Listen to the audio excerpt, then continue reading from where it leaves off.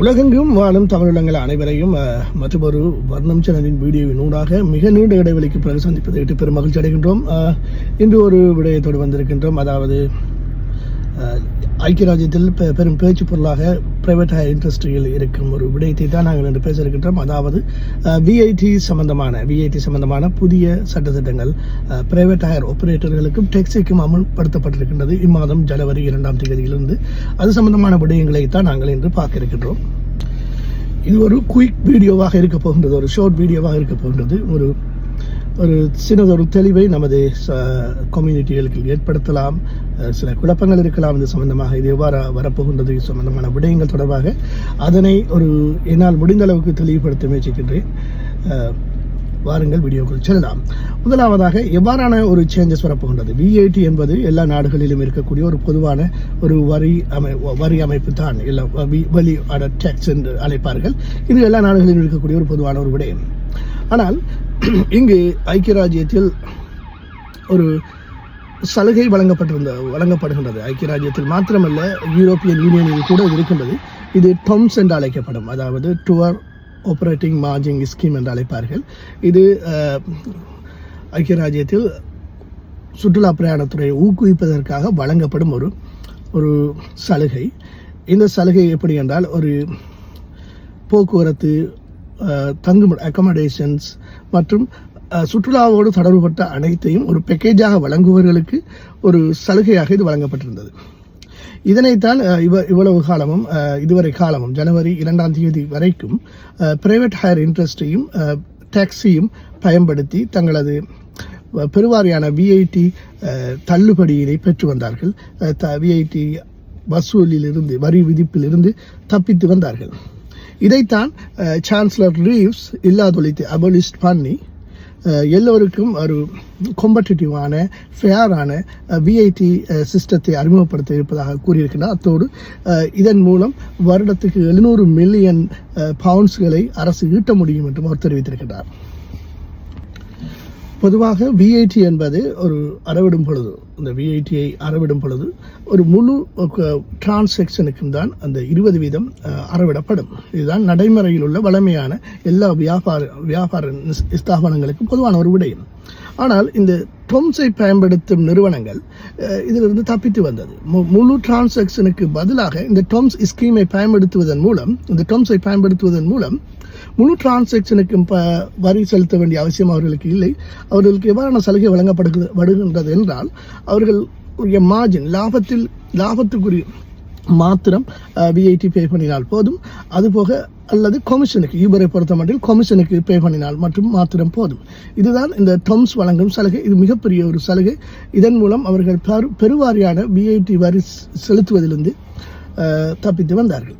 இந்த டொம்ஸை தான் இப்பொழுது இந்த அரசு நீக்கி இருக்கின்றது. எல்லோருக்கும் பொதுவான விஐடி சிஸ்டத்தை கொண்டு வந்திருக்கின்றார். இந்த டொம்ஸை பிரைவேட் ஹயர் இண்டஸ்ட்ரிக்கு மாத்திரம்தான் இல்லாதொழித்திருக்கிறார்.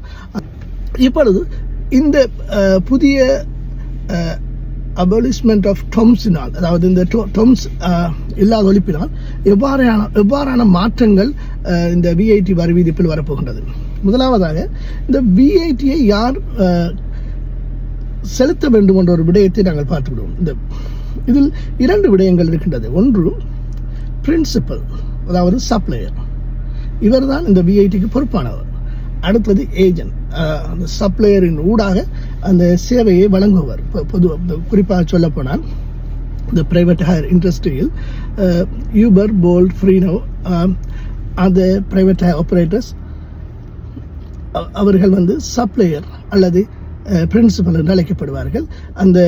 அந்த பிளாட்ஃபார்மின் ஊடாக அந்த சேவையினை கஸ்டமருக்கு வழங்கும் டிரைவர்ஸ் ஏஜெண்டாக அழைக்கப்படுவார்கள். ஆம் நண்பர்களே, இந்த புதிய விஐடி வரி விதிப்பு முறையினால் எவ்வகையான மாற்றங்கள் வரப்போகின்றது. இந்த மாற்றங்களை பற்றி பேசும் பொழுது மாற்றங்களை 2 வகையாக பிரிக்க வேண்டியிருக்கிறது. அதாவது இந்த புதிய விஐடி அறிமுகத்தினால் லண்டனில் ஒரு மாற்றமும், லண்டனுக்கு வெளியே இதர உள்ள அவுட் சைட் ஆஃப் லண்டன், ஏனைய ஐக்கிய ராஜ்யத்தின் அனைத்து பகுதிகளுக்கும் வேறொரு சட்டமும் வரப்போகின்றது. இதுதான் இங்குள்ள விடயம். அது எவ்வாறு சாத்தியம்? சட்டம் ஒன்றுதானே, வரி விதிப்பு முறை ஒன்றுதானே, எவ்வாறு மாற்றம் அடைகின்றது என்பதை என்று நீங்கள் கேட்பது புரிகின்றது. காரணம், லண்டனை பொறுத்த மட்டில் இங்கு பிரைவேட் ஹையர் இண்டஸ்ட்ரியையும் பிளாக் ஹெப் என்று அழைக்கப்படும் டாக்ஸியையும் நிர்வகிப்பது, அட்மினிஸ்ட்ரேட் பண்ணுவது, ரெகுலேட் பண்ணுவது TFL தான். அவர்கள் ஒரு கண்டிப்பான ஒரு சட்டத்தை வைத்திருக்கின்றார்கள். அது என்னவென்றால், இங்கு கஸ்டமருக்கும் பிரைவேட் ஹையர் ஆபரேட்டருக்கும் நேரடி தொடர்பு இருக்க வேண்டும். ஏஜென்டாகத்தான் டிரைவர்ஸ் இருக்க முடியும். அவர்கள் சப்ளையராகவோ அல்லது பிரின்சிபலாகவோ ஆக முடியாது. பிரின்சிபல் கண்டிப்பாக பிரைவேட் ஹையர் ஆபரேட்டர் தான் இருக்க வேண்டும் என்ற ஒரு சட்டத்தை வைத்திருக்கின்றார்கள். இந்த சட்டத்தினால் VAT செலுத்த வேண்டிய ஒரு லயபிலிட்டி இங்குள்ள பிரைவேட் ஹையர் ஆபரேட்டருக்கும் பிளாக் ஹெப் டாக்ஸி டிரைவர்ஸுக்கும் தலையில் விழுகின்றது. அதை யாராலும் மாற்ற முடியாது. ஆகவே இதுக்கும் பிரைவேட் ஹையர் டிரைவர்ஸுக்கும் மினி கேப் டிரைவர்ஸுக்கும் சம்மந்தம் இல்லை. VAT செலுத்த வேண்டிய எந்தவித தேவையும் அவர்களுக்கு இல்லை. ஆனால் அவர்கள் வாலண்டியராக ரெஜிஸ்டர் பண்ணலாம். அது வேறு விடயம். அதை வேண்டுமென்றால் பிறகு பார்க்கலாம். ஆனால் முக்கியமான விடயத்தை பார்த்து விடுவோம். இங்கு பிரைவேட் ஹையர் ஆபரேட்டர்ஸ் தான் VAT செலுத்த வேண்டும். லண்டனுக்கு வெளியில் இவ்வாறான ஒரு அமைப்பு இல்லை. இதனால் தான் யூபர் இப்பொழுது தங்களது கண்ட்ராக்டை டிரைவர்ஸ்களுடனான கண்ட்ராக்டுகளை துரிதமாக மாற்றி வருகின்றார்கள். தாங்கள் சப்ளையர் பிரின்சிபல் பொசிஷனில் இருந்து தங்களது நிலையை ஏஜென்ட்டுக்கு மாற்றி வருகின்றார்கள். இதன் மூலம் VAT செலுத்தும் பொறுப்பை டிரைவர்ஸ் மீது சுமத்தி விடுகின்றார்கள். இதனால் அங்கு லண்டனுக்கு வெளியில் யூபர் இலகுவாக தப்பித்துக் கொள்கின்றார்கள். லண்டனில் தான் கொஞ்சம் சிக்கல் இருக்கின்றது. கொஞ்சம் சிக்கல் இல்லை, நிறையவே சிக்கல் இருக்கின்றது. அந்த சிக்கல் யாருக்கு வரப்போகின்றது என்ற ஒரு விடயமும் இருக்கின்றது. ஆக லண்டனுக்கு வெளியில் அவர்கள் ஏஜெண்டாக செயல்பட போகின்றார்கள். யூபர் மற்றும் ஏனைய பிரைவேட் ஹையர் ஆபரேட்டர்ஸ்கள் ஏஜெண்டாக செயல்பட வாய்ப்பு இருக்கின்றது. அவ்வாறு தான் செய்ய போகின்றார்கள். டிரைவர்ஸ் தான் அந்த VAT வரி செலுத்துவதற்கு பொறுப்புதாரியாக ஆகின்றார்கள். ஆனால் இன்னும் ஒரு விடயம் இருக்கின்றது. இந்த VAT-யை எப்பொழுது செலுத்த வேண்டும்? இந்த VAT என்ற ஒரு த்ரெஷ்ஹோல்ட் ஒன்று இருக்கின்றது. முதலில் 2024 ஆண்டு வரைக்கும் 85,000 பவுண்ட்ஸ்களாக இருந்தது. இப்பொழுது 90,000 பவுண்ட்ஸ்களாக மாற்றப்பட்டிருக்கின்றது, அதிகரிக்கப்பட்டிருக்கின்றது.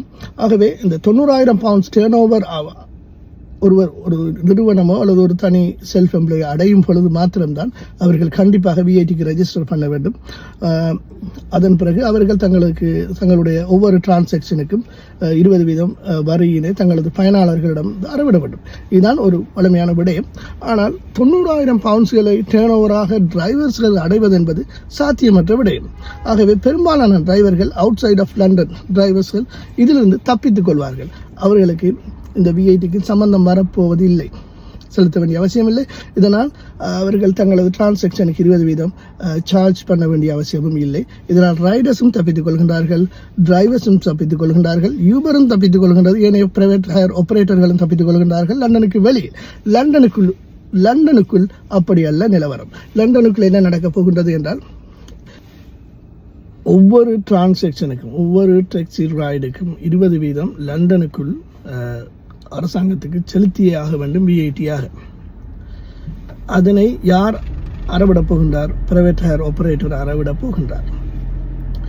ஆனால் இங்கே பிரச்சனை என்ன என்றால், இந்த பிரைவேட் ஹையர் ஆபரேட்டர்ஸ்கள் எல்லாம் பெரிய பெரிய கம்பெனிகளாக இருக்க போகின்றார்கள். அவர்களை பற்றி நமக்கு நன்றாகவே தெரியும். எப்படியாவது எங்கேயாவது சொர்க்கத்தான் பார்ப்பார்கள். என்ன செய்ய போகின்றார்கள்? அந்த சுமை பெரும்பான்மையாக அனுமானிக்கப்பட்ட விடயம், இந்த சுமை ரைடர்ஸ் ஃபேரில் விழப்போகின்றது. உதாரணமாக ஒரு ட்ரிப்பை ஜனவரி 2ஆம் தேதிக்கு முதல் எடுக்கிறார். அந்த ட்ரிப்புக்கான டிரான்சாக்ஷன் டோட்டல் வெளியே £20 பே பண்ணுகின்றார். ஜனவரி 2ஆம் தேதிக்கு பிறகு அதே சேம் ட்ரிப்பை எடுக்கின்றார். £20 பதிலாக 20% VAT சேர்க்கப்பட்டு £24 மாறப்போகின்றது. அந்த 4 பவுண்ட் அதிகரிப்பு அங்கு ரைடர்ஸ் ஃபேரில் விழப்போகின்றது என்று பெரும்பான்மையான பிரைவேட் ஹையர் ஆபரேட்டரும் மற்றும் மீடியாக்களும் அனுமானித்திருக்கின்றது. இருந்தாலும் இதற்கு 3 வாய்ப்பு இருக்கின்றது. ஒன்று, ஏற்கனவே கூறியது போன்று ரைடர்ஸ் ஃபேரில் அவர்கள் சேர்க்கலாம், அல்லது டிரைவர்ஸின் ஏர்னிங்கிலிருந்து அவர்களின் கமிஷனை குறைத்து அதை இங்கு சரி கட்டலாம் VAT-யில், அல்லது அந்த குறிப்பிட்ட பிரைவேட் ஹையர் ஆபரேட்டரை அதனை பொருட்படுத்தி தாங்களாகவே பே பண்ணலாம். அந்த செலவை அவர்கள் பொறுப்பெடுக்கலாம், அல்லது அது பார்சலாக ஒரு அரைவாசியோ காவாசியோ அதில் கொஞ்சம் கண்ட்ரிபியூட் பண்ணி செய்யலாம். ஆனால் அதற்கு வாய்ப்பு மிக மிக குறைவு. பெரும்பான்மையாக இது ரைடர்ஸையும் டிரைவர்ஸையும் தான் லண்டனில் பாதிக்கப் போகின்றது. அதிலும் குறிப்பாக டிரைவர்ஸ் தான் இங்கு பெரும்பான்மையாக அடி வாங்க போகின்றார்கள். காரணம், இது பொதுவான ஒரு விடயம். ஒரு பொருளின் விலை கூடும் பொழுது அதன் பயனாளர்கள் வேறு பக்கம் மாற்றீடுகளை நோக்கி செல்வது வழக்கம். அதுதான் இங்கும் நடக்கும் என்று எதிர்பார்க்கப்படுகின்றது. பிஸியஸ்ட் டைமை தவிர குவைட்டான டைமில் மேலும் ரைட்ஸுக்கான டிமாண்டுகள் குறையவே வாய்ப்பு இருக்கின்றது. இதன் மூலம் டிரைவர்ஸ்களின் வருமானம் குறையவே பாரிய அடி வாங்க வாய்ப்பு இருக்கின்றது. வருமானம் குறைந்து பாரிய அடி வாங்குவதற்கு வாய்ப்பு இருக்கின்றது. இதுதான் இங்கு லண்டனில் உள்ள நிலவரம். இன்னும் ஒரு விடயம் இருக்கின்றது நண்பர்களே. அதாவது இங்குள்ள பிரைவேட் ஹேர் ஆபரேட்டர்கள் இப்பொழுது டிரைவர்ஸ்களுக்கு இமெயில் அனுப்ப ஆரம்பித்திருக்கிறார்கள். நீங்கள் விஐடி ரெஜிஸ்டரா, அப்படி என்றால் எங்களுக்கு தெரிவியுங்கள், நாங்கள் அந்த விஐடியை அறவீடு செய்து உங்களது ஃபேருடன் தருவோம், நீங்கள் விஐடி செலுத்தும் போது அதனை கட்டலாம் என்றும் ஒரு வழியை ஆரம்பித்திருக்கின்றார்கள். இவ்வாறும் செய்வார்கள் பிரைவேட் ஹேர் ஆபரேட்டர்கள். தாங்கள் அறவிட்டு நீங்கள் விஐடி ரெஜிஸ்டராக இருந்தால், சில டிரைவர்கள் இருக்க வாய்ப்பு இருக்கின்றது, வாலண்டியராக ரெஜிஸ்டர் பண்ணலாம். அப்படியான VIT register private hair drivers இருந்தால் அவர்கள் உடனடியாக உங்களது பிரைவேட் ஹேர் ஆபரேட்டர்களுக்கு நீங்கள் அறிவிக்க வேண்டும், அல்லது உங்களது அக்கௌண்டனோடு நீங்கள் பேசி இது சம்பந்தமான முடிவு எடுக்க வேண்டும். பிரைவேட் ஹேர் ஆபரேட்டர்கள் தாங்கள் அந்த விஐடியை அறவிட்டு அதனை உங்களது பேமெண்ட் ஊடாகவோ எவ்வாறோ அதை உங்களுக்கு தருவார்கள். அதனை நீங்கள் விஐடி செலுத்தும் பொழுது திருப்பி கட்ட வேண்டி இருக்கும். ஆக இந்த வீடியோவின் சாராம்சம், என்ற தலைப்பின் சாராம்சம் என்னவென்றால், டொம்ஸ் இல்லாதொழிக்கப்பட்டு விஐடி முழுதாக 20% 20% பிரைவேட் ஹேர் இண்டஸ்ட்ரிக்கும் டாக்ஸிக்கும் விதிக்கப்படுகின்றது. இதனை செலுத்துபவர்கள் லண்டனுக்குள் பிரைவேட் ஹேர் ஆபரேட்டராக இருக்க போகின்றார்கள். லண்டனுக்கு வெளியில் பிரைவேட் ஹேர் ஆபரேட்டர்கள் ஏஜெண்டாக செயற்பட்டு டிரைவர்ஸ் அதனை செலுத்துவராக இருக்க போகின்றார்கள். ஆனால் பாதிப்பு அங்கு பெரிய அளவில் இருக்கப் போவதில்லை. லண்டனுக்குள் தான் பெரியதொரு பாதிப்பு இருக்கின்றது. அந்த சுமை யாரில் வந்து விழப்போகின்றது என்பதை பொறுத்திருந்து பார்ப்போம். இது போன்ற சுவாரஸ்யமான முக்கியமான விடயங்களோடு உங்களை மற்றொரு வீடியோவில் சந்திக்கும் வரை இந்த வீடியோவில் இருந்து விடைபெறுகின்றோம். இந்த வீடியோ உங்களுக்கு பிரயோசனமாக இருந்தால் உங்களது நண்பர்கள் மத்தியில் ஷேர் பண்ணுங்கள். எங்களது வர்ணம் சேனலை சப்ஸ்கிரைப் பண்ணி வைத்துக் கொள்ளுங்கள். இது போன்ற சுவாரஸ்யமான முக்கியமான விடயங்களோடு மீண்டும் உங்களை சந்திக்க நாங்கள் காத்திருக்கின்றோம். நன்றி. மற்றொரு வீடியோவில் சந்திக்கும் வரை.